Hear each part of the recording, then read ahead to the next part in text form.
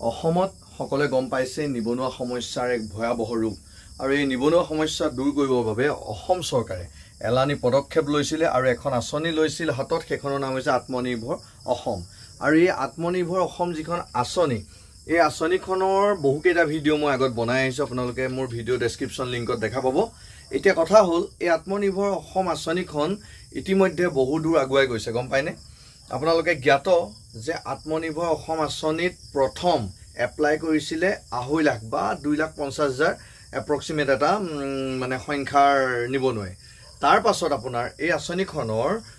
মুঠ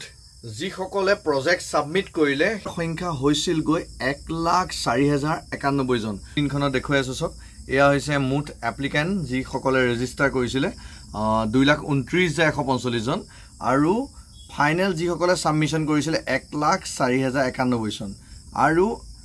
918 জনে final submission নকৰিলে দেখিছে এটো হৈছে ষ্টেটিষ্টিক এটো আপোনাৰ আত্মনিৰ্ভৰ অসমৰ যেটো ওয়েবসাইট সেই ওয়েবসাইটত আপোনালোকে দেখিবলৈ পাব যে এই কিনি যে 1,04,091 জনে যে এপ্লাই কৰিলে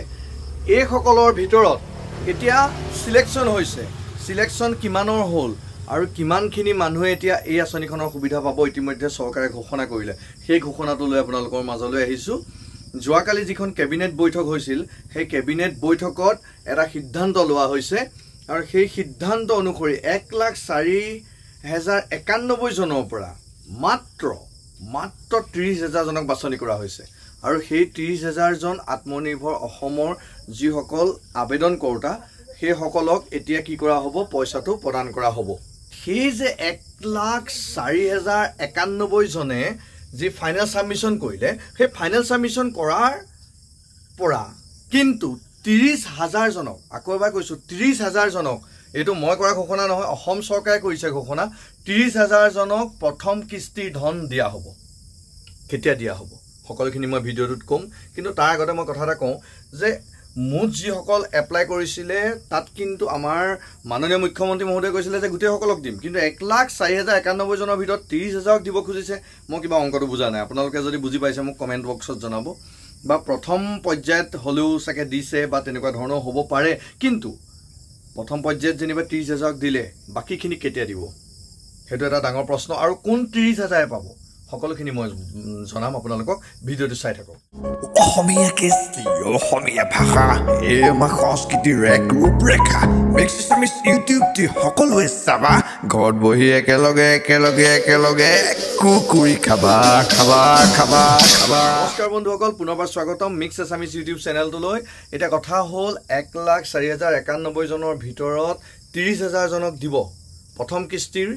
30,000 জনক পইচা দিব কিমান দিব 1 লাখ দিব কেতিয়া দিব এটা হৈছে জুন জুলাই আগষ্ট সেপ্টেম্বৰ অহা সেপ্টেম্বৰ মাহত প্ৰথম কিস্তি যেটো ধন 1 লাখ টকা 30,000 জনক দিয়া হ'ব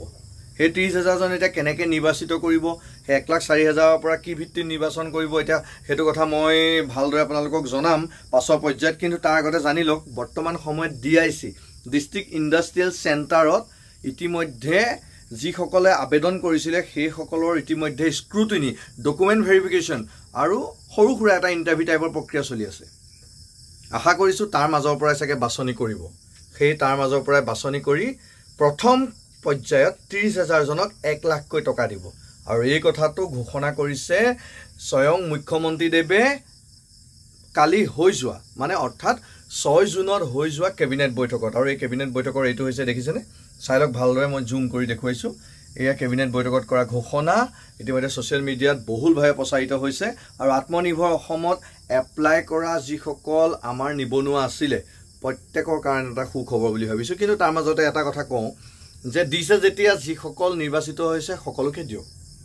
কিন্তু এই 30,000 জনক কি ভিত্তিত দিব তাত কিবা সজন্তন হ'ব নেকি কেনেবাকে তাত মানে মেৰিট বেচিস হ'ব নেকি এই সম্পৰ্কে যদি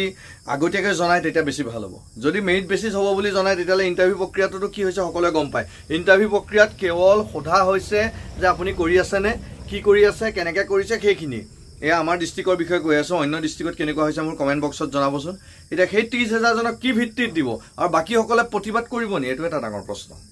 যি কি নহওক আশা কৰিম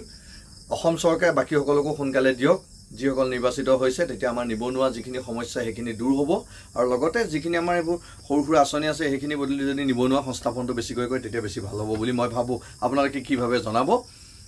আৰু আগন্তুক দিনত যদি কিবা আপডেট আহে এই সম্পৰ্কত মই নিশ্চয় জনাম আপোনালোকে তেতিয়ালৈকে চাই থাকক চেনেলটো আৰু এই চেনেলটো আপোনালোকে জানিবলৈ পাব সকলো বিতংকৈ তেতিয়ালৈকে আহোঁ বাই বাই গুড বাই সি ইউ নেক্সট ভিডিঅ'